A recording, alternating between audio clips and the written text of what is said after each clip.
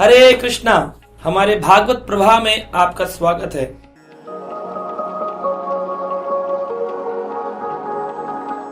और आज हम चर्चा कर रहे हैं श्रीमद् भागवतम के स्कंद 3 के अध्याय 22 में।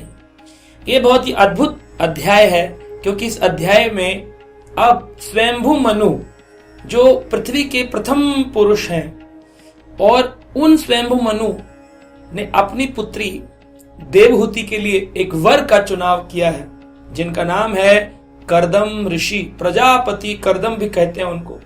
ये कर्दम ऋषि तपस्या करते हैं सरस्वती नदी के किनारे और कई हजार वर्षों से तपस्या कर रहे हैं। और यहां पर स्वयंभू मनु अपनी पुत्री देवहूति को लेकर उनसे विवाह करने के लिए उनके पास ये निवेदन लेकर के जाते हैं कि कृपा कर आप मेरी पुत्री से विवाह कर लीजिए।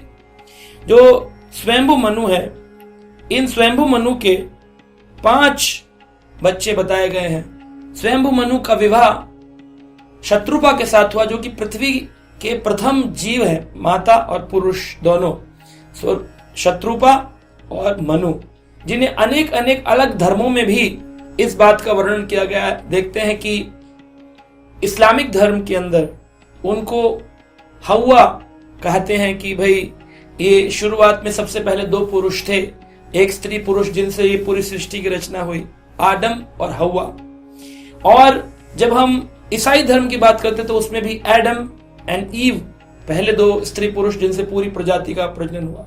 और हमारे शास्त्रों में आता है मनु और शत्रुपा। तो स्वयंभू मनु ये सबसे प्रथम जीव बनाए, उनका विवाह शत्रुपा से हुआ और मनु के 5 संतान हुई जिसमें से 2 पुत्र थे और 3 कन्या थी, प्रियव्रत और उत्तानपाद। उत्तानपाद आप जानते हैं जिनके घर में ध्रुव का जन्म हुआ। और 3 कन्या थी जिनका नाम था देवहूति, आकुति और प्रसूति। तो इसमें से जो आकुति थी उनका विवाह ऋषि रुचि के साथ किया गया ताकि वो सृष्टि की रचना करें आगे जाकर के।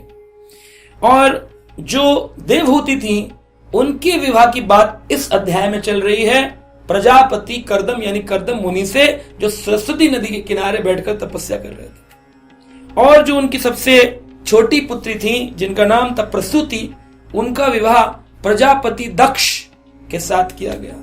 तो दक्ष आप जानते हैं, दक्ष महाराज जिनकी पुत्री सती माता थी जिनका विवाह शिव से हुआ। तो ये प्रसूति का विवाह प्रजापति दक्ष से हुआ। तो इस प्रकार से 5 संतानों का वर्णन शास्त्र में आता है। अब यहां पर जो इस अध्याय में बात है कि देवहूति को लेकर के कर्दम मुनि के पास जब मनु महाराज पहुंचे और उन्होंने कहा कि आप मेरी कन्या से विवाह कर लीजिए, आप इनके लिए सबसे उत्तम वर हैं और मुझे ब्रह्मा जी ने कहा है कि आप इन्हें स्वीकार करेंगे क्योंकि आप भगवत भक्त हैं और मैं अपनी कन्या के लिए एक ऐसे वर की तलाश में हूं जो भगवत भक्त हो। आज के जमाने में कैसे वर की तलाश होती है? जिसके पास अधिक बड़ा पैकेज हो।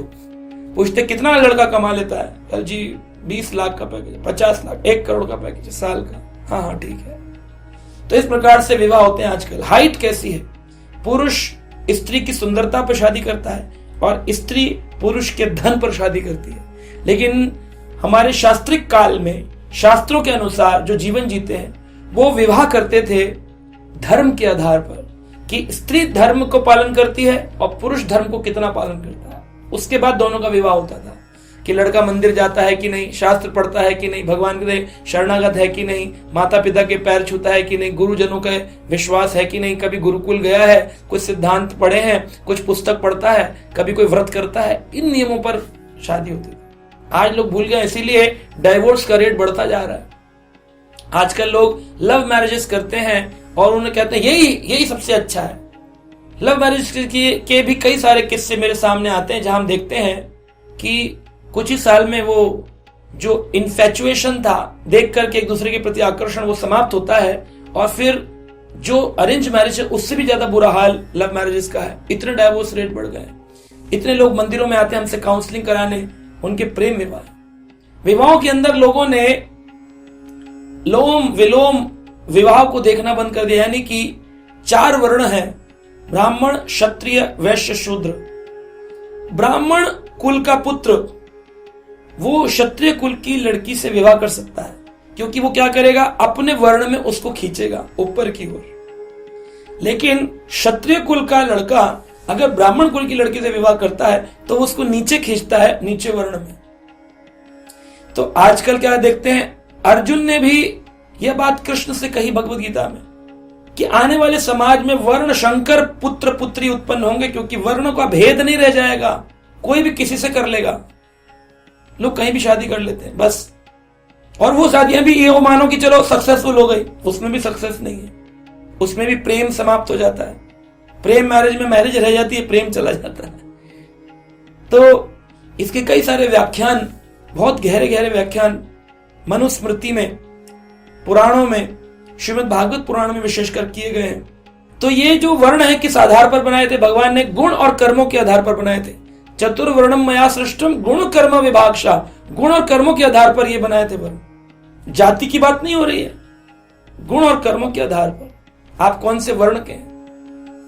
अगर कोई व्यक्ति की जाति के अनुसार उसके गुण कर्म है तो बहुत अच्छा है, लेकिन जाति के अनुसार अगर गुण कर्म नहीं है तो फिर वो अच्छा नहीं है, फिर वो उस वर्ण का नहीं है। अब कलयुग में अधिकतर लोग किसी भी वर्ण में पैदा हुए हो वह शूद्र हैं। शूद्र हैं, क्यों शूद्र हैं? कलो संजायते शूद्र हो, कलयुग में सभी जन्म लेने वाले शूद्र होंगे, क्योंकि ना ही क्षत्रिय धर्म का पालन करते हैं, ना वैश्य धर्म का, ना ब्राह्मण धर्म का, अपने शरीर के लिए ही जीते हैं और बहुत ज्यादा दुखी रहते हैं। शूद्र का एक नियम है कि वो दुखी रहता है हमेशा, वो किसी भी चीज से संतुष्टि नहीं होता। तो ये देख करके कर्दम मुनि एक साधु पुरुष हैं, देवहूति को लेकर के आए और कहा आप इनसे विवाह करिए। कर्दम जी ने कहा मैं विवाह करने को तैयार हूं, क्योंकि मुझे भगवान का आदेश है और आप स्वयं चल करके, और मैंने बहुत सुन रखा है आपकी कन्या के बारे में कि इसने कभी किसी और पुरुष के बारे में चिंतन भी नहीं किया। टेलीविजन देख करके लड़की कहती है मैं तो इससे ही विवाह करूंगी, फेसबुक में चली जाती है इससे करूंगी, Naukri.com में जाकर के भी प्रोफाइल से फेस देख लेते हैं, फेसबुक से भी फेस देख लेते हैं, व्हाट्सएप से भी प्रोफाइल फेस देख लेते हैं, बस सारा कुछ फेस ही फेस का चल रहा है। धर्म और आचरण की तो चर्चा ही नहीं है, कौन क्या क्रिया कर रहा है इससे तो कोई मतलब ही नहीं है। बाद में दुखी होते हैं, हाय हाय हाय हाय ये क्या हो गया, हमने किससे कर लिया। तो ये पहले सोचो ना, समझदार सोचकर करता है, और जो समझदार नहीं होता, मूर्ख होता है, वो करने के बाद सोचता है मैंने क्या कर लिया। तो इसलिए समझदार बनना चाहिए व्यक्ति को। देवहूति माता की जब वर्णन किया कि इतनी सुंदर है, उसने किसी पुरुष का चिंतन नहीं किया, और अनेक अनेक गंधर्व भी उसकी सुंदरता देख करके अपने विमानों से गिर जाते हैं। कौन होगा जो आपकी कन्या से विवाह नहीं करेगा, और जो आचरण में भी सर्वश्रेष्ठ है, मैं अवश्य ही इससे विवाह करूंगा, परंतु मेरे कुछ नियम होंगे, उन नियमों के अनुसार इसे जीवन जीना होगा। नियम क्या होंगे कि मेरी तपस्या में मुझे परेशान ना करे, मैं तपस्या करता रहूं, वो सेवा करती रहे। और अगर कभी उसने मुझसे संतान की इच्छा व्यक्त करी तो एक संतान हो जाने के बाद, यानी एक पुत्र हो जाने के बाद, मैं वापस पुनः अपनी तपस्या की ओर चला जाऊंगा। सभी चीजों को मान करके स्वयंभु मनु ने वहां पर अपनी पुत्री देवहूति का हाथ इस सुंदर वर प्रजापति कर्दम मुनि के हाथ में दिया और कहा तुम लोग सृष्टि की रचना में आगे कार्य करो, जैसा दिल करे वैसे रहो, हम जा रहे हैं। और स्वयंभु मनु अपनी पत्नी शत्रुपा के साथ बड़े प्रसन्नचित होकर के वापस पुनः अपनी पूरी बृहस्पतिपुरी के अंदर आए। और यह श्लोक आज का जो हम चर्चा करने वाले हैं, यह श्लोक वर्णन करता है स्वयंभु मनु ने कन्या के विवाह करने के बाद क्या किया। आजकल लोग लड़के लड़की की शादी कर देते हैं, कहते हैं अरे पूरा जीवन तो पढ़ाने लिखाने इनको सेटल करने में निकल गया, अब क्या करेंगे, एंजॉय। तब 55-60 साल की उम्र में रिटायर होकर अपने बच्चों की रिस्पॉन्सिबिलिटी से मुक्त होकर टोपी लगाकर जीन्स पहनकर घूमने निकलते हैं वर्ल्ड टूर पर, हस्बैंड वाइफ। ये शास्त्रिक नहीं है, ये शास्त्रिक नहीं है, घूमने निकल गए। स्वयंभु मनु ने क्या किया, अपनी पुत्री की विदाई हो जाने के बाद, देखिए कहते हैं तीसरे स्कंद के 22वें अध्याय के 35 नंबर श्लोक में, आयात यमस्तस्यायासन यमः स्वंतर यापनः श्रवणन्तो ध्यायातो विष्णुः कुर्वतो ब्रुवतः कथा। आयात यमः तस्य आसन, कहते हैं मनु ने और शत्रुपा ने अपने आयात यम का मतलब है समय, ये समय की यूनिट है। भगवान कृष्ण की लीलाओं को अष्टयाम सेवा कहते हैं, यानी कि 3 घंटे का एक यम। अष्टयाम यानी 8 यम, तो 8 को 3 से गुणा करें तो 24 घंटे बनते हैं। अष्टयाम सेवा यानी हर 3 घंटे में ठाकुर जी को कुछ ना कुछ भोग लगाते हैं, अष्टयाम सेवा होती है, जिसे प्रहर भी कहते हैं, है ना। तो पहर कितने होते हैं, बोले एक दिन में 8 पहर। एक पहर कितने घंटे का, 3 घंटे का। पहर कहें याम कहें, तो कहते हैं आयातः यामः तस्य आसनः यमः स्वंतरः यापनः। उन्होंने अपना पूरा जीवन बाकी का स्वंतर, अपनी अंतरात्मा में ठाकुर जी के भजन में निकाला। क्या क्या करते थे?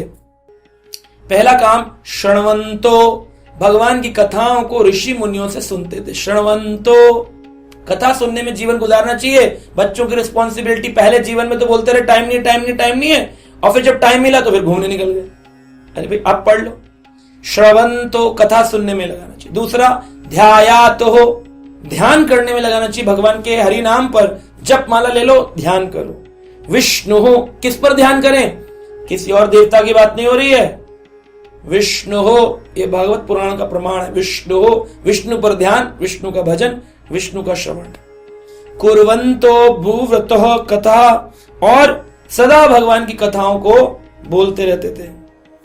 जो भी उनसे मिलने आता था उनको भगवान की कथाएं सुनाते थे। इस प्रकार स्वयंभू मनु ने अपनी पुरी में अपने अंत काल तक, जब तक उन्होंने अपना एक मनवंतर तक रहते हैं, इनका एक जीवन काल होता है, चक्र होता है। मनु एक मनवंतर तक रहते हैं, फिर दूसरे मनु आते हैं दूसरे मनवंतर में, फिर तीसरे मनु आते हैं तीसरे मनवंतर में। तो ये प्रथम मनवंतर के मनु है, जिनका नाम स्वयंभू मनु है। तो स्वयंभू मनु, फिर आते चाक्षुष, स्वरचेश, कई मनु है, वैवस्वत मनु है ना, सावर्णी मनु, कई सारे मनु आते हैं। ये पहले मनु है स्वयंभू, और सब ब्रह्मा जी के एक दिन में आते हैं। तो ब्रह्मा जी एक दिन में 14 मनु की रचना करते हैं, और हर मनु 71 चतुर्युगों में जाते हैं। चतुर्युग यानी सतयुग, त्रेता, द्वापर, कलयुग। इसकी अवधि 43,20,000 इंटू 71 एक मनु की आयु होती है, इंटू 14 ब्रह्मा जी का एक दिन होता है। तो आप समझ सकते हैं कि किस प्रकार व्यक्ति को अपना जीवन बच्चों की रिस्पॉन्सिबिलिटी से निकालना चाहिए।